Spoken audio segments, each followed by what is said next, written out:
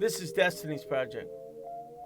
If there was ever a brother-in-law fence deal and gate deal I've done in my life, it's this one.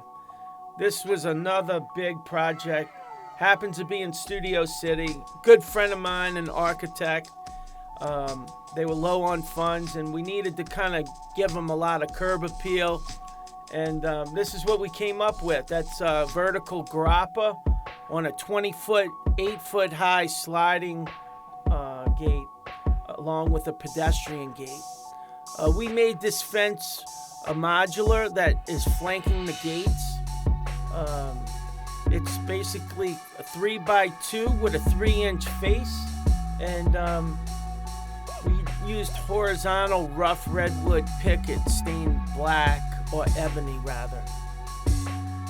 When you're using cheap lumber, or inexpensive lumber rather, you always want to go dark because it's like a suit. If you go with a light suit, it looks ridiculous. But if you go with like a navy blue or a black, it really refines it more.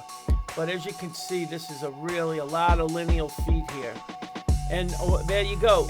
With the rough redwood, you're inherently going to have some gaps. Now, this is tongue and groove right here. This is the Home Depot tongue and groove redwood stained black. Looks good, huh? You don't see too many knots or anything.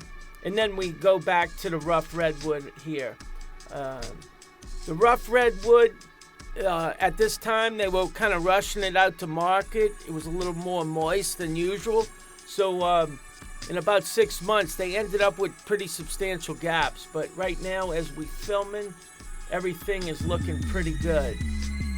Not too bad with the gaps. But there we did a top rail. Whenever you go like 8 feet high on a fence like this, it's horizontal. You know, you want to do a top rail. It just gives it more stability. And it's just, you know, a better mousetrap, if you will.